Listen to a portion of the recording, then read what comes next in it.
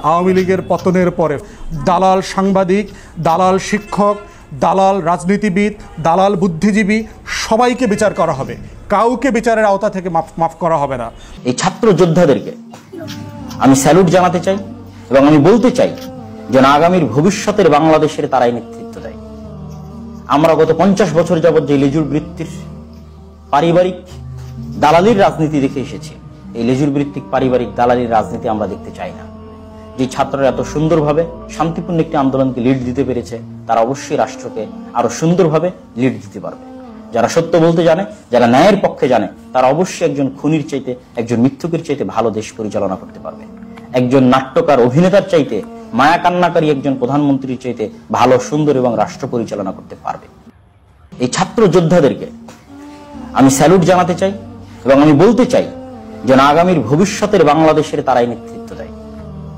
আমরা গত 50 বছর যাবৎ যে লেজুর বৃত্তির পারিবারিক দালালির রাজনীতি দেখে এসেছি, এই লেজুর ভিত্তিক পারিবারিক দালালির রাজনীতি আমরা দেখতে চাই না। যে ছাত্ররা এত সুন্দরভাবে শান্তিপূর্ণ একটি আন্দোলনকে লিড দিতে পেরেছে, তারা অবশ্যই রাষ্ট্রকে আরো সুন্দরভাবে লিড দিতে পারবে। যারা সত্য বলতে জানে, যারা ন্যায়ের পক্ষে জানে, তারা অবশ্যই একজন খুনির চাইতে, একজন মিথ্যুকের চাইতে ভালো দেশ পরিচালনা করতে পারবে। একজন নাট্যকার, অভিনেতার চাইতে, মায়া কান্নাকারী একজন প্রধানমন্ত্রীর চাইতে ভালো, সুন্দর